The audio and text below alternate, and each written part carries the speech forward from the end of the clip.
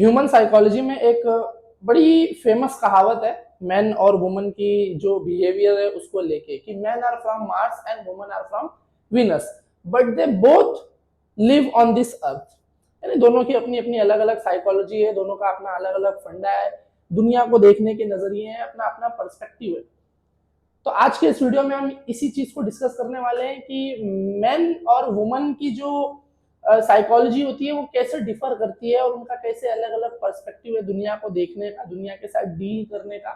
However यहाँ पे हम कोई कौन सही है और कौन गलत है उसकी डिस्कशन नहीं करने वाले हैं। इस वीडियो का होल एंड सोल मकसद ये है कि दूसरे जेंडर के पर्सपेक्टिव को समझना, दूसरे जेंडर का, क्योंकि साइकोलॉजी अलग है। तो जब भी आप वुमन से कोई बात करते हो और उसकी बात उसका बिहेवियर आपके थॉट के साथ या आपका जो एक्सपेक्टेशन है उसके साथ मैच नहीं करता है, या जब आप वुमन और आप अपने मेल पार्टनर से बात कर रहे हो और उसका जो थॉट प्रोसेस है वो आपकी एक्सपेक्टेशन के साथ मैच नहीं कर रहा है, तो इसका ये मतलब नहीं है कि आप सीधे उसके एनिमी हो जाओ या वो आपकी बात समझ रहा नहीं है। ऐसा नहीं है। हमको जो है इस बात को समझने की जरूरत है कि वो पर्सन ही अलग है, उसकी साइकोलॉजी ही अलग है, उसका सोचने का नजरिया ही अलग है। तो आज की इस वीडियो में हम यही समझने वाले हैं कि ये सब क्या है, क्यों है, कैसे है। तो सबसे पहले अगर हम बात करें कि मेल और जो फीमेल है उनका जो ब्रेन की स्ट्रक्चर है, जो उनका सोचने सोचने के लिए हमको सबसे जरूरी ऑर्गन क्या है, ब्रेन। तो जो ब्रेन स्ट्रक्चर है, अब यहाँ पे मैं सारा मामला जो है वो मेल के बारे में लिखूंगा और इस तरफ जो है मैं सारा मामला फीमेल के बारे में लिखूंगा। ठीक है। तो अब इन दोनों का जो ब्रेन स्ट्रक्चर है बाय डिफॉल्ट, अब मेल का जो ब्रेन स्ट्रक्चर होता है तो हमारे ह्यूमन ब्रेन के अंदर एक पार्ट होता है जिसको हम कहते हैं एमिगडाला। ठीक है, जिसको हम क्या कहते हैं, एमिगडाला। ये एमिगडाला वो पार्ट है ब्रेन का जो आपके एंगर को कंट्रोल करता है और आपके डोमिनेंट बिहेवियर को कंट्रोल करता है। अब जो मेल होते हैं, male by default by nature जो मेल्स हैं उनका जो एमिगडाला होता है वो वुमन के कंपैरिजन में थोड़ा ज्यादा बड़ा होता है। इसी वजह से आप देखोगे कि मेल जो होते हैं वो ज्यादा एग्रेसिव होते हैं, ज्यादा डोमिनेंट होते हैं, ज्यादा झगड़ालू होते हैं, ज्यादा गुस्सा करते हैं। ये इसी वजह से, क्योंकि उनका जो एमिगडाला है वो ज्यादा बड़ा है। और यही मतलब इसी एमिगडाला बड़ा होने की वजह से मर्द जो है वो बदला लेने के मूड में होता है, वो जल्दी किसी को माफ नहीं कर पाता। जबकि वुमन के केस में ये जो एमिगडाला होता है वो काफी छोटा होता है और वुमन के ब्रेन का जो एक हिस्सा होता है जिसको हम कहते हैं कॉर्पस कोलेजम, ये जो कॉर्पस कोलेजम है ये ब्रेन का इमोशनल पार्ट है। ये ह्यूमन ब्रेन का वो हिस्सा है जो आपके इमोशंस को ट्रिगर करता है, आपके इमोशंस को कंट्रोल करता है। वुमन ब्रेन में कॉर्पस कोलेजम ज्यादा बड़ा होता है एज कम्पेयर टू मेल। इसीलिए जो वुमन्स होती है वो ज्यादा इमोशनल होती है, उनके दिल में रहम ज्यादा होता है, वो प्यार ज्यादा करती है। लेकिन मर्द का क्योंकि एमिगडाला थोड़ा कंपैरेटिवली बड़ा होता है तो ये भाई साहब ये जो पूरा डिपार्टमेंट है ये जंग और मारपीट में यकीन रखते हैं और ये लोग जो है वो सुलह और प्यार मोहब्बत में यकीन रखते हैं। बाय डिफॉल्ट ये नेचर है ना। अब इसमें हम ये तो अभी हम बात कर रहे हैं कि बायोलॉजिकली ये बिहेवियर ऐसा क्यों है, अभी हम उसके बारे में और डिटेल में बात करेंगे कि और जो इनकी अप्रोच है दुनिया को लेके वो अप्रोच कैसी है और वो अप्रोच वैसी क्यों है, हम उसके बारे में भी अभी यहाँ पे बात करेंगे। तो ये हो गया हमारा ब्रेन स्ट्रक्चर मेल का और फीमेल का। ठीक है, इस वजह से मुझे उम्मीद है कि आप ये समझ पा रहे हो कि मेल जो है वो ज्यादा एग्रेसिव क्यों होते हैं, फीमेल जो होती है वो ज्यादा रहम दिल क्यों होती है। पता है जो कुछ बॉडी बिल्डर्स होते हैं जो लोग स्टेरॉइड अब्यूज करते हैं, स्टेरॉइड्स यूज करते हैं, तो जब वो लोग स्टेरॉइड्स यूज करते हैं ना तो स्टेरॉइड की वजह से उनका एमिगडाला और बड़ा हो जाता है। पहले ही एमिगडाला बड़ा था और स्टेरॉइड्स की वजह से फिर उनका एमिगडाला और बड़ा होने लगता है। इसलिए आप देखोगे कि जो स्टेरॉइड अब्यूजर्स होते हैं, जो बॉडी बिल्डर्स स्टेरॉइड्स का यूज करते हैं, वो और ज्यादा एग्रेसिव होते हैं, वो और ज्यादा गुस्सा करते हैं, उनको और ज्यादा चिड़चिड़ होती है इसी वजह से, क्योंकि उनका एमिगडाला धीरे धीरे साइज में ग्रो करने लग जाता है। तो ये हो गया बेसिक फर्स्ट पार्ट जहां पे हम बात कर रहे हैं कि मेल और फीमेल का जो ब्रेन स्ट्रक्चर है वो कैसे काम करता है। अब आते हैं यहाँ पे हम अप्रोच को, दोनों की अप्रोच अगर हम बात करें कि जो मेल की अप्रोच है लाइफ को लेके और फीमेल की जो अप्रोच है लाइफ को लेके वो क्या है। मेल की अप्रोच होती है प्रॉब्लम सॉल्विंग। मेल जो होता है वो आमतौर से प्रॉब्लम को सीधे सॉल्व करने की बात करता है। वो सीधा ये बात करता है कि भाई प्रॉब्लम पता लगाओ क्या है, प्रॉब्लम की रूट कॉज क्या है, इसको खत्म करो। जबकि जो फीमेल होती है वो प्रॉब्लम डिस्कसिंग अप्रोच में होती है। जितनी भी जो फीमेल्स हैं उनकी जो अप्रोच होती है वो प्रॉब्लम सॉल्विंग नहीं होती, उनकी अप्रोच जो होती है वो प्रॉब्लम डिस्कसिंग होती है, कि वो प्रॉब्लम को डिस्कस करना चाहती हैं। उनका दिल ऐसा होता है, उनका जो ब्रेन है, उनका जो इमोशन है वो ऐसा है कि भाई प्रॉब्लम सॉल्व हो या ना हो, मुझसे बैठ के बात तो करो, मुझसे मेरे साथ मेरी प्रॉब्लम शेयर करो, मेरे साथ मेरी प्रॉब्लम डिस्कस करो कि मेरी ये प्रॉब्लम है और इस प्रॉब्लम में मुझे देखो ये सहना पड़ा, इस प्रॉब्लम की वजह से मेरे साथ ये मेंटल ट्रॉमा हुआ, मेरे साथ डिस्कशन करो। तो फीमेल जो है वो ये चाहती है कि वो प्रॉब्लम डिस्कस की जाए, जबकि मेल जो है वो क्या आता है कि भाई डिस्कस करके क्या करना है, पहले प्रॉब्लम का पता लगाओ, रूट कॉज क्या है, उस प्रॉब्लम को सॉल्व करो, कहानी खत्म करो। अब इसके वजह से होता क्या है कि ये भाई साहब सीधा जो है प्रॉब्लम सॉल्व करना चाहते हैं, मैडम जी प्रॉब्लम डिस्कस करना चाहती हैं, मैच हो नहीं पा रहा है, इसको घाई लगी है कि पहले प्रॉब्लम सॉल्व करो, इसको है कि पहले मेरे साथ प्रॉब्लम डिस्कस करो, और फिर क्लैश हो जाता है और फिर दोनों को लगता है कि ये देखो ये मेरी बात नहीं मानता, ये मेरी बात सुनता नहीं, मुझे समझता नहीं, इसको लगता है कि यार ये कैसी है, किस किस के चक्कर में फंस गया हूँ, पूरा टाइम सिर्फ बतियाते ही रहती है, प्रॉब्लम है तो उसको सॉल्व करो। तो इस वजह से ये क्लैश क्रिएट होता है। इनकी अप्रोच प्रॉब्लम सॉल्विंग है, इनकी अप्रोच प्रॉब्लम डिस्कसिंग है। तो इसका बेस्ट पॉसिबल सॉल्यूशन क्या है कि भाई साहब जो है वो पहले मैडम जी की प्रॉब्लम को सुन ले, डिस्कस कर ले, और उसके बाद फिर सॉल्यूशन भी प्रोवाइड कर दें, तो शायद जो ह्यूमन रिलेशंस हैं वो ज्यादा अच्छे से बिल्टअप हो पाएंगे। दिक्कत यही होती है कि ये सीधा सॉल्व करना चाहते हैं, जबकि ये लोग जो है वो डिस्कस करना चाहती हैं। अच्छा, अब ये ऐसा क्यों होता है, अभी हम उसके बारे में भी डिटेल में भी आएंगे आगे। अब यहाँ पे अगर हम बात करें इमोशंस की, तो फीमेल्स जो होती हैं वो बहुत हाई ऑन इमोशंस होती हैं, यानी बहुत हाईली इमोशनल बीइंग्स है। फीमेल्स बहुत जल्दी रोती है और बहुत जल्दी खुश भी हो जाती है, छोटी छोटी बात पे खुश हो जाएगी, छोटी छोटी सी बात पे नाराज हो जाएगी, रोएगी, उनको बुरा भी बहुत ज्यादा लगता है। जबकि मेल जो होते हैं वो थोड़े रथलेस होते हैं, वो थोड़े मर्सीलेस होते हैं, है ना, वो बहुत ज्यादा मर्सीफुल होते नहीं है, वो मर्सीलेस होते हैं और रथलेस होते हैं। यानी एक तो मतलब एकदम समझ रहे हैं आपकी, मर्द के अंदर बहुत ज्यादा रहम नहीं होता, वो किसी के बारे में बहुत ज्यादा सोचता नहीं है, जबकि जो वुमन होती है वो बहुत रहम दिल होती है, बहुत हाईली इमोशनल होती है, छोटी छोटी बातों पे खुश हो जाएगी, छोटी छोटी चीजों पे नाराज हो जाएगी, और मतलब वो होता है ना। और मर्द जो होता है, मर्द को खुश करने के लिए आप छोटी बात पे नहीं खुश कर सकते, मर्द को खुश करने के लिए कोई बहुत बड़ा रीजन चाहिए तभी वो खुश होता है, और नाराज करने के लिए भी, उसका दिल दुखाने के लिए भी कोई बहुत बड़ा रीजन चाहिए। मर्द छोटी मोटी बातों को ज्यादा दिल पे नहीं लगाता। आमतौर से जो मर्द का नेचर होता है वो ये होता है कि ठीक है यार, भगाओ यार, चलता रहता है, सब छोटी मोटी चीजों को नहीं।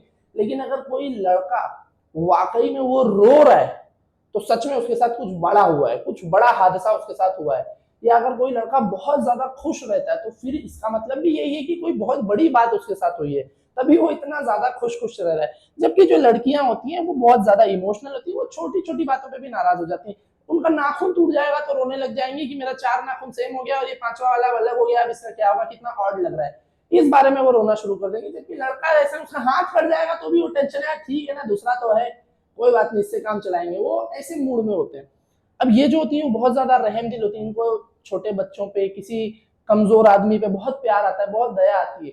ये ऐसे नहीं होते, ये जो होते हैं एकदम मतलब बेरहम टाइप होते हैं एकदम। इसी वजह से आप देखोगे कि आर्मी में जो आर्मी में वैसे तो हमारे पास मेल्स भी हैं, फीमेल्स भी हैं, लेकिन जो वॉर जोन का सिनेरियो होता है, वॉर जोन पे हम किसको भेजते हैं, किसी स्पेशल ऑपरेशंस पे कभी हम वुमेन्स को नहीं भेजते, क्योंकि वो इमोशनल होती है ना उनका। अब वो साथ में रात में कि अपने पार्टनर के साथ खाना खाया और सुबह अगर ऑपरेशन में पार्टनर को, बाजू वाले बड़ी को सर में बुलेट लग गई, वो मर गई उसकी पार्टनर बाजू में, तो ये तो रोने बैठ जाएगी कि अरे मेरी पार्टनर मर गई, अब क्या होगा। ये मर्सीलेस लोग होते हैं, इसलिए इनको भेजा जाता है वॉर जोन में, इनको ट्रेन किया जाता है कि ये रात में अपने बड़ी के साथ इन्होंने खाना खाया है, सुबह में ऑपरेशन में बड़ी को सर में गोली लग गई, बाजू में बड़ी खड़ा था, मर गया, ये यूं देखेंगे गया ये तो, चलो कोई बात नहीं, मैं इसकी गन ले लेता हूँ, और वो उसकी गन लेके आगे बढ़ेंगे। तो क्योंकि वो उनका, अच्छा ये ऐसा क्यों होता है, अब ये भी समझो, ये ऐसा इसलिए होता है क्योंकि हमारी बचपन से जो अपब्रिंगिंग है, आमतौर से जो लड़कियां होती हैं वो बचपन से उनको एज अ नाजुक और बहुत ही प्यार से पाला जाता है। बाप के लिए, मैं खुद एक लड़का हूं, मैं, मेरी पर्सनली विश है कि मेरी कोई बेटी हो, कहता है आदमी का होता है, मेरी पर्सनल विश है कि मुझे बेटी चाहिए जिंदगी में। तो अब एक वो है कि अब मेरी विश है और मुझे सच में अगर बेटी मिली, बेटी को प्यार करने का मौका मिला, तो मैं तो अपनी जान निछावर करूंगा उस पर। तो बाय डिफॉल्ट जो मर्द होता है, बाप होता है, उसके लिए बेटी का प्यार बहुत अहम होता है, तो वो अपनी बेटी को बहुत नाजों से रखता है, बहुत प्यार से रखता है, उसकी हर ख्वाहिश पूरी करता है, बेटी को जल्दी डांटता नहीं है, मारता नहीं है, और बच्चियों को स्कूल में भी और हर जगह पे यानी काफी सॉफ्ट ट्रीटमेंट मिलता है। इतना मतलब टॉर्चर नहीं फेस करना पड़ता। जबकि जो बॉयज होते हैं इनको बचपन से क्या सिखाया जाता है कि तुम लड़के हो साले, तुम रोना मत, तुम रोगे नहीं, तुम अगर कोई तुझे मार रहा है तो आके कंप्लेन मत कर, तू भी उसको मार के आ। बचपन से इनको फाइटिंग स्पिरिट सिखाई जाती है। ऊपर से घर में कुछ गड़बड़ हुआ, थोड़ा सा कोई मैटर हुआ तो बाप आके पूरा दुनिया देश का गुस्सा लड़के पे उतार देगा, तेरी तो तेरा मार्क्स बराबर नहीं आया, 20 में से कितना मार्क आया, 9 मार्क आया, 11 मार्क कहां गया, ले फा। तो अब बच्चों की जो है वो अपब्रिंगिंग ही, बॉयज की अपब्रिंगिंग ही वैसी होती है कि वो समाज में गए, दूसरे लोगों ने बुली किया तो इसको बदला लेने के लिए अपनी गैंग बनानी पड़ रही है, उनको मारना पड़ रहा है। इनका बचपन से माइंडसेट ही वैसा हो चुका होता है कि भाई रहम से दुनिया नहीं चलती है, ये दुनिया बड़ी जालिम है, यहाँ पे जो चीज चाहिए लड़के मार के छीनना पड़ता है। जबकि जो लड़कियां होती है बचपन से उन्होंने प्यार देखा है, बचपन से उन्होंने बहुत, उसमें भी कुछ एक्सेप्शन है, बट मैं मेजोरिटी की बात कर रहा हूँ, मैं हर एक की बात नहीं कर रहा हूँ, मैं मेजोरिटी की बात कर रहा हूँ कि मेजोरिटी जो लड़कियां होती हैं उनको काफी उनका जो बचपना होता है और अपब्रिंगिंग होती है बहुत सॉफ्ट होती है, तो उस वजह से वो भी बहुत सॉफ्ट होती हैं अपने नेचर में। अब आते हैं हम यहाँ पे डिसिप्लिन के बारे में कि इन दोनों की जो लाइफ है वो कैसे डिसिप्लिन होती है। जो वुमेन्स होती हैं वो हाईली डिसिप्लिन, वो डिसिप्लिन फॉलोइंग होती हैं, यानी वो सेल्फ डिसिप्लिन होती हैं, उनको बहुत ज्यादा डिसिप्लिन सिखाने की जरूरत नहीं होती। वुमेन्स जो होती हैं वो सेल्फ डिसिप्लिन होती हैं, जबकि ये जो मर्द होते हैं ये सेल्फ डिसिप्लिन नहीं होते, इनको है ना आउटसोर्स करना पड़ता है, इनको किसी को डिसिप्लिन करवाना पड़ता है, मतलब they need someone to force them to be discipline, यानी इनकी जो डिसिप्लिन होती है वो इन्फोर्स्ड होती है, इनकी इन्फोर्स्ड डिसिप्लिन होती है। वो भी मैं समझाता हूं कि अभी इन्फोर्स्ड डिसिप्लिन क्या होता है।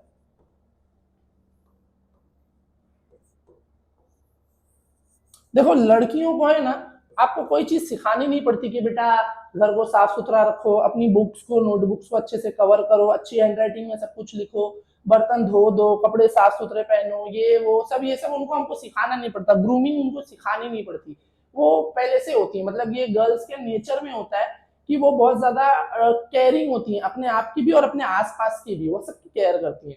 बॉयज थोड़े केयरलेस होते हैं, ठीक है। आप बॉयज का देखो, बॉयज की स्कूल बुक देख लो आप, मैं टीचर हूं, मैं पढ़ाता हूं, मैं देखता हूँ कि एक ही नोटबुक होती है, उसी में उसका मैथ्स भी चल रहा है, उसी में उसका साइंस भी चल रहा है, उसी में उसका जो है वो हिंदी का भी ग्रामर लिखा हुआ है, इंग्लिश भी लिखा हुआ है, मराठी भी है, हिस्ट्री के नोट्स भी बने हुए हैं, ज्योग्राफी भी है, और वो बुक पूरी भरी भी नहीं है, और पिछले साल से यही बुक चल रही है। तो बॉयज का मामला ऐसा था, जबकि गर्ल्स नहीं, मैथ्स की सेपरेट, मैथ्स की ट्यूशन बुक अलग, स्कूल बुक अलग, फेयर बुक अलग, रफ बुक अलग, इंग्लिश की बुक अलग, ग्रामर बुक अलग, और जो है कॉम्प्रिहेंसिव की बुक अलग, हर चीज का उनका एकदम परफेक्शन होता है। ये उनके नेचर में, बाय नेचर वो ऐसी होती है, उनका जो है दुनिया को देखने का नजरिया यही होता है कि दुनिया को डिसिप्लिन रहने की जरूरत है। वो खुद पहले, उनकी डिसिप्लिन अपने आप से शुरू होती है, उनको किसी को डिसिप्लिन सिखाना नहीं पड़ता, वो खुद अपने बाल बनाती है, अपना टेक केयर करती है, रेगुलर जो है वो मामला होता है। ये भाई साहब लोग अलग होते हैं, इनको अगर कोई जबरदस्ती मारे ना तो ये हफ्ते भर नहाए भी ना, इनको तो नहाने के लिए भी किसी को फोर्स करना पड़ेगा, वरना ये पड़े रहेंगे, अरे छोड़ो यार कल ही तो नहाया था, क्या दोबारा रोज रोज नहाना, ऐसे होते हैं। इनको इन्फोर्स करना पड़ता है कि भाई बाल कटवा ले यार, जंगली दिख रहा है भाई, जब तक 4 लोग गाली ना दे, मेरे साथ होता है, जब तक 4 लोग मुझे चिढ़ाने ना लगे तब तक मुझे मतलब सलून जाने का दिल ही नहीं करता है। बाल बड़े हो जाते हैं, दाढ़ी बड़ी हो जाती है, जब तक लोग चिढ़ाने, मम्मी चिल्लाने नहीं लगती कि भाई ये क्या, तू क्या हुलिया बना के घूम रहा है, तब तक वो ऐसा लगता है कि अरे छोड़ो अभी कौन सलून जाए वहां नंबर लगाए। तो बाय डिफॉल्ट जो है वो बॉयज ऐसे होता है। अगर आप लड़कों को अकेले, आप बॉयज हॉस्टल में चले जाओ कभी, आपको वहां पे दिखेगा बॉयज हॉस्टल में कि ये सामान बिखरा हुआ है, वहां पे कोई बंदा पड़ा हुआ है, किसी का टॉवेल वहां फेंका हुआ है, वो भी धुला भी नहीं है, पता नहीं कितने जमाने से, किसी के कपड़े यहाँ फेंके हुए हैं, चड्डी ऐसे सामने सूख रही है, और पता नहीं क्या, मतलब एकदम अजीब सा। घर में घुसोगे आपको पता चल जाएगा कि यहाँ पक्का सिर्फ लड़के रहते हैं। अजीब सी एक तो बास आती है, ऊपर से जो है वो पूरा मामला सब बिखरा रहता है। उनको कोई अनटिल एंड अनलेस किसी को ओसीडी है, ओसीडी है तो वो एक्सेप्शनल केस है, अदरवाइज जो बॉयज का बिहेवियर है वो यही है कि वो बहुत ज्यादा डिसिप्लिन होते हैं, उनको एनफोर्सली डिसिप्लिन करवाना पड़ता है। वुमन जो होती है वो अपने आप में डिसिप्लिन होती है, तो ये उनका नेचर, ये उनकी साइकोलॉजी ही वैसी होती है, उनका बिहेवियर ही वैसा होता है। ठीक है, तो ये मर्द और औरत में ये फर्क है। अब अगर हम इनके सेक्सुअल इमोशंस की बात करें, सेक्सुअलिटी की बात करें इनके, तो वुमन जो होती है वो सॉफ्ट रोमांस चाहती है, वुमन जो होती है वो सॉफ्ट रोमांस चाहती हैं, जबकि मेल जो होते हैं वो डोमिनेंट होते हैं, वो उनको डोमिनेंस चाहिए होता है। जो मेल होते हैं वो डोमिनेंट रोमांस चाहते हैं, उनको जो है वो कंट्रोलिंग बिहेवियर चाहिए होता